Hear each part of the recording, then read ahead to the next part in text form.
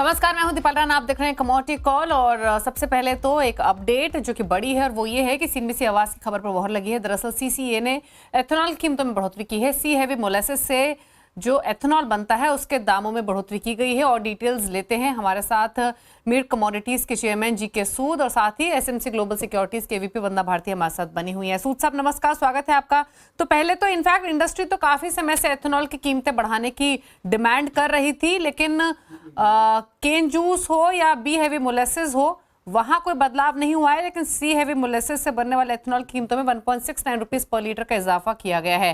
पहले तो इस डेवलपमेंट को आप कैसे देखते हैं? इसे एक पॉजिटिव तौर पे देखें या इंडस्ट्री के लिए एक सेटबैक देखें, क्योंकि industry across all price hike की डिमांड कर रही थी। नमस्कार मैम, इसको to sum up it's a setback, क्योंकि इथेनॉल की प्राइसेस 2022 में नवंबर से सेटल हुई थी, वो अभी तक वही है अनचेंज। हालांकि शुगर केन की एफआरपी 2 बार बढ़ गई। ये सी हैवी में जो इंक्रीज है ये भी इल्यूजन है। ये प्राइस इंसेंटिव के साथ मिलाकर पिछली जनवरी से ये मिल रही थी। अब सिर्फ उन्होंने इंसेंटिव हटा दिया और प्राइस में ऐड कर दिया, तो it is Indeed A setback. और इसमें शुगर इंडस्ट्री ने इतनी बड़ी कैपेसिटी क्रिएट कर ली है, इथेनॉल कैपेसिटी की, on the promise that the programme will be dependent on sugar. तो that is how it is. And now B heavy तो definitely below cost of production हो गया है।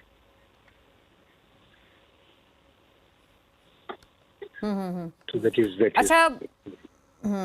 अच्छा सूद साहब, आपको क्या लगता है कि ये बढ़ोतरी जो सिर्फ सी हैवी मोलेसिस तक ही रेस्ट्रिक्टेड रही है, केन जूस या फिर बी हैवी मोलेसिस में नहीं की गई है, क्या इसके पीछे एक लाइकली वजह ये हो सकती है कि इस बार उत्पादन कम रहने की आशंका जताई जा रही है, या फिर क्या वजह आपको लगती है?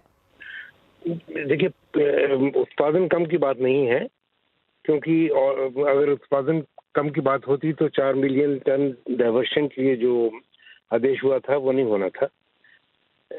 इसमें मुझे लगता है कि गवर्नमेंट के अंदर ही जो डिफरेंट डिपार्टमेंट हैं उनमें, जैसे पेट्रोलियम मिनिस्ट्री है, हालांकि मुझे खबर कोई नहीं है, उनको जो पेट्रोलियम गैसोलीन पूल जो कि इथेनॉल और पेट्रोल के मिक्सचर को कहते हैं, उसकी प्राइस जो 5-10 पैसे बढ़ जाती है इसकी वजह से, वो प्रॉब्ली वो नहीं चाहते। परंतु वो चीज़ ये भूल गए कि इसकी वायबिलिटी केन प्राइस की में बढ़ोतरी होने की वजह से और इस साल टोटल सुक्रोज की प्रोडक्शन की कमी होने की वजह से, जो पिछले साल से करीब 3 मिलियन टन कम है, शुगर प्राइसेस अच्छे रहने की उम्मीद है। तो उसकी वजह से प्रोग्राम को ही कहीं धक्का न पहुंच जाए, तो इसलिए ये डिसअपॉइंटिंग तो है ही। उसके अलावा ये बहुत ज़्यादा पॉलिसी को कंफर्म नहीं करता, पॉलिसी से कॉन्ट्रडिक्शन में है। अच्छा, एक चीज़ और समझना चाहेंगे सूद साहब, जैसे इंडस्ट्री हो या इस्मा हो, शुगर बॉडी हो, ये डिमांड काफ़ी समय से कर रही थी कि अगर एथेनॉल के भाव नहीं चेंज किए गए तो शुगर इंडस्ट्री में क्राइसिस की सिचुएशन हो सकती है, क्योंकि ये तो अब सभी पता है, सभी को मालूम भी है कि शुगर मिल के लिए जो क्रूशल रेवेन्यू सोर्स है वो ओवरऑल एथेनॉल प्रोडक्शन बन चुका है। शुगर प्राइसेस फ्लक्चुएट होने की वजह से जो लॉसेज होते हैं उनको ऑफसेट करने में ये मदद करता है। लेकिन अब जो भी इंक्रीज किया गया है, छोटी मात्रा में ही सही, क्या थोड़ा बहुत रिलीफ देगा? पहली चीज। दूसरा ये कि फिलहाल ओवरऑल एथेनॉल प्रोडक्शन वर्सेस जो लॉसेस की सिचुएशन है शुगर प्राइसेस की, या फिर ओवरऑल वो कैसी दिखाई दे रही है? इसमें शुगर मिल्स के रेवेन्यू को कोई बिल्कुल फायदा नहीं होगा, लेश मात्र भी फायदा नहीं होगा, क्योंकि जैसे मैंने कहा कि ये प्राइस पिछली जनवरी से मिल रही थी और सी हैवी मोलेसिस का योगदान इथेनॉल प्रोग्राम में नहीं के बराबर है, क्योंकि सी हैवी मोलेसिस जो बन रही है करीब 3 बिलियन लीटर्स, वो दूसरे कामों में इस्तेमाल आ रही है, क्योंकि इथेनॉल के अलावा भी बहुत अल्कोहल की यूजेज हैं देश में, केमिकल्स में और पोर्टेबल अल्कोहल में। तो इसका शुगर इंडस्ट्री को बिल्कुल भी लाभ नहीं होगा। और बाकी बात रही वायबिलिटी की, शुगर इंडस्ट्री की बॉटम लाइन में जो एक्सपेक्टेशन थी वो पूरी नहीं होगी और किसी हद तक टोटल रेवेन्यू में अगर कमी आई तो केन प्राइस एरियाज भी दोबारा से पैदा हो सकते हैं, जो कि इंडस्ट्री और गवर्नमेंट की मदद से काफ़ी कम हो गए थे, बिल्कुल एकदम नहीं के बराबर ही थे। तो ओवरऑल शुगर सेक्टर के लिए ये एनकरेजिंग न्यूज़ नहीं है। अच्छा, एक लास्ट क्वेश्चन और रहेगा सर आपसे। इनफैक्ट जो डिटेल्स हमें अभी लग पा रही है, लक्ष्मण रॉय जो हमारे इकोनॉमिक पॉलिसी एडिटर हैं, वो वहाँ सीसीए की मीट कवर कर रहे हैं। उनकी तरफ से एक डिटेल जो सामने आई वो ये कि क्लियरली कहा गया है गवर्नमेंट की तरफ से कि बी हैवी मोलेसेस और कैन जूस में इसीलिए हाइक नहीं किया गया है क्योंकि ये शुगर प्रोडक्शन को इम्पैक्ट करेगा। आपके कमेंट्स क्या हैं इस पर? देखिए, इम्पैक्ट जो करना था वो तो हो चुका। 4 मिलियन टन सुक्रोज की डाइवर्शन के जो ऑर्डर प्लेस हो चुके हैं, इंडेंस प्लेस हो चुके हैं ऑयल कंपनी से शुगर मिल्स को, वो तो हो गए। और इससे पहले सितंबर में आदेश हुआ था भारत सरकार का कि शुगर मिल्स पर कोई प्रतिबंध नहीं है, कितना भी सुक्रोज डाइवर्शन करें इथेनॉल में।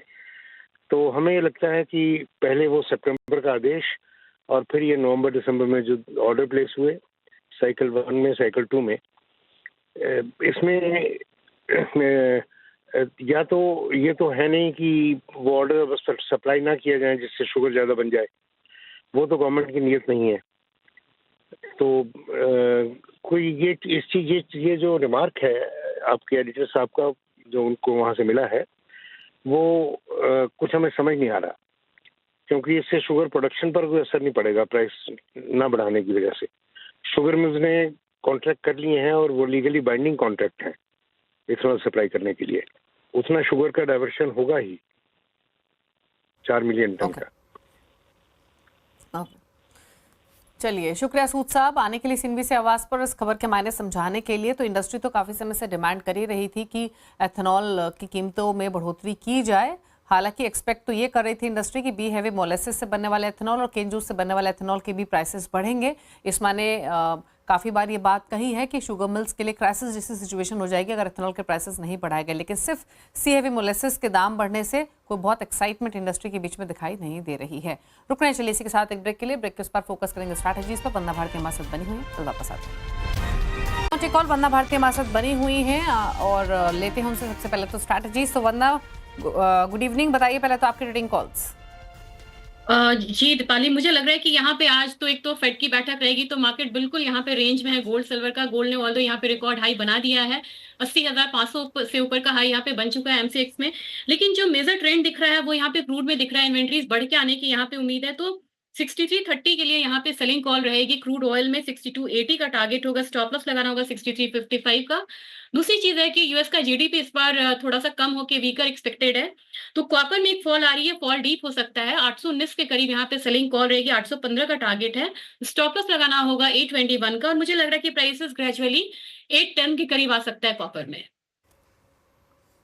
ओके, चलिए, तो ये स्ट्रैटेजी रही कॉपर पर, जहां पर प्राइसेस 818 के आसपास कर रहे हैं ट्रेड। अच्छा, सोने चांदी पर क्या राय है आपकी वंदना? दीपाली, यहाँ पे बहुत ज्यादा ओवर हीटेड है मार्केट और ऑलरेडी यहाँ पे एक अपसाइड जो है हम लोग देख चुके हैं। आज के दिन ये लग रहा है कि मेजर यहाँ पे बोला जाएगा कि अभी रेट कट नहीं हो सकता है, ये तो ऑलरेडी डिस्काउंटेड है। मेरे ख्याल से जून से पहले यहाँ पे रेट कट की संभावना कम लग रही है। हल्का सा दबाव इवनिंग में आता हुआ हम देख सकते हैं गोल्ड पे, तो मेरे ख्याल से अभी कोई इंडिकेशन करेक्शन का नहीं है, लेकिन 80,200 के करीब आए तो ही यहाँ पे सेलिंग करनी चाहिए। एक रिस्की कॉल होगा, 79,900 का टारगेट होगा, स्टॉप लॉस लगाना होगा 80,550 का। सिल्वर बिल्कुल रेंज में है, तो अभी इसमें मेजर कोई ट्रेंड निकल के नहीं आ रहा है। 91,000 से नीचे अगर ट्रेड होता है तो ही यहाँ पे सेलिंग करनी चाहिए। 90,400 के टारगेट के लिए स्टॉप लॉस यहाँ पे लगाना होगा 91,330 का। चलिए, अब क्विकली कुछ क्वेश्चंस ले लेते हैं। मयंक शर्मा ने एक सवाल भेजा गुवाहाटी से, चांदी पर इनका सवाल है। 2 लॉट 89,600 के भाव पर खरीदे हैं, जानना चाहते हैं क्या करें, निकले इस पोजीशन से या होल्ड रखें? मुझे लग रहा है कि फेड की मीटिंग का काफी इम्पैक्ट आएगा। इन द मनी कॉल है इनकी, तो इन्हें 91,200 के करीब प्राइसेस मिलेगा। हो सकता है कि ज्यादा भी अपसाइड है, लेकिन वोलेटाइल मार्केट रहेगी, सेफली प्रॉफिट बुक करना चाहिए। और मुझे लग रहा है कि 89,000 एक काफी बढ़िया लेवल है जहां पे फिर से ये फ्रेश बाइंग कर सकते हैं। तो अभी सेफली निकले, कोई भी करेक्शन पे आप यहाँ पे सिल्वर को फिर से बाय कर सकते हैं।